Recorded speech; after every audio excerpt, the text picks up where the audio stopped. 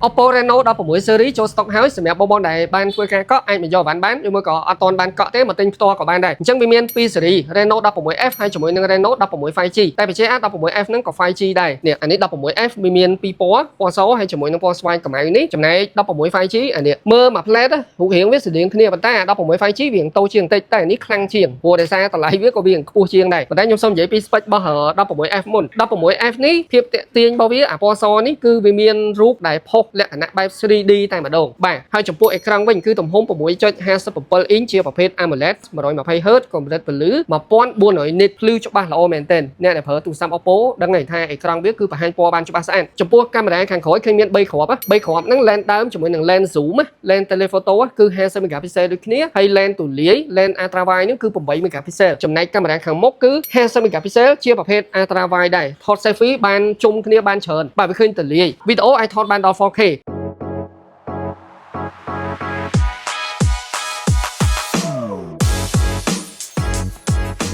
ហើយចំពោះកម្លាំងម៉ាស៊ីន Reno 16F នេះវាមាន RAM 8GB បូក 8GB storage មាន2ជម្រើសមាន128ហើយនិង256ហើយទៅលើផ្នែក chip គឺប្រើ chip Dimensity 7300 energy បាទវាអាចថាខ្លាំងល្មមសម្រាប់ការប្រើប្រាស់ទូទៅក៏ដូចជាលេង game អីគឺមួយអែមហីបាទ spec ប៉ុណ្ណឹងហើយមួយទៀតគឺទៅលើទំហំថ្ម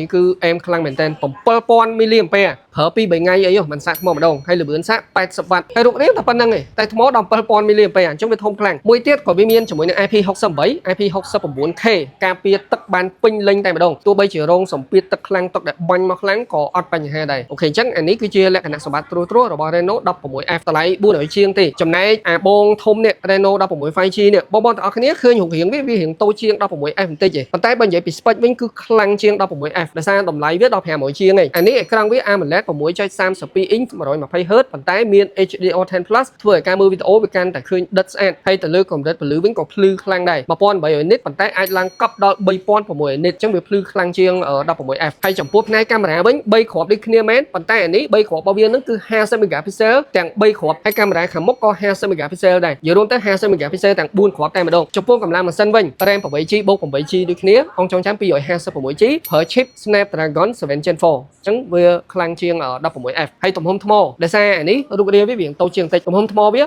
6700 mAh ឃើញថាវារៀងទូជាង 16F បន្តិចប៉ុន្តែរូបរាងប៉ុណ្ណឹងថ្មប៉ុណ្ណឹងការប្រើប្រាស់គឺវាកាន់ខ្លាំងដូចគ្នាទេហើយណាមួយអានេះវាប្រើ chip Snapdragon 7 Gen 4អញ្ចឹងក៏វាស៊ីធម្មពលតិចដែរល្បឿនសាក 80W ដូចគ្នាមាន IP68 IP69K ដូចគ្នាប៉ុន្តែសុំបញ្ជាក់បន្តិចអានេះវាអាចថែម memory ខាងក្រៅបានបើ16 5G វាថែមអត់បានទេបាទ256តែវាមាន 5G ដូចគ្នាអញ្ចឹងជម្រើសគឺអាស្រ័យទៅលើបងប្អូនទាំងអស់គ្នាបើសិនជាចង់បានកម្លាំងម៉ាស៊ីនខ្លាំងរៀង premium ជាងយក Reno 16 5G ប៉ុន្តែបើសិនជាយើងនិយាយថាចង់សល់លុយហើយចង់បានធម្មពលថ្មធំអេក្រង់ធំអាចយក 16F នេះក៏បានដែរបាទ400ជាង500ជាងអីដែលសំខាន់វាមានមុខងារ AI ដែលមានប្រយោជន៍ច្រើនសម្រាប់ឲ្យយើង edit រូបភាពក៏ដូចជាជំនួយនៅក្នុងការប្រើប្រាស់ឥឡូវដូចឧទាហរណ៍រូបនេះខ្ញុំចង់ add មនុស្សម្នាក់ទៀតចូលនេះចារូបដែលវាកាត់ឲ្យហ្នឹងគឺវាកាត់ឃើញស្អាតនេះយើងចង់ទាញបរិចព្រមអីមិនក៏បានដែរដាក់ម្នាក់លើមេដាក់យើងមកចុច done ហើយក្រៅពីរូបរបៀប edit អញ្ចឹងហើយយើងចង់កែបន្ថែមនេះ AI editor មាន AI recompose AI eraser សម្រាប់លុបអីមួយចេញពីរូបថតចំណុចខ្ញុំសាកលុបផ្លែឈើនឹងចេញ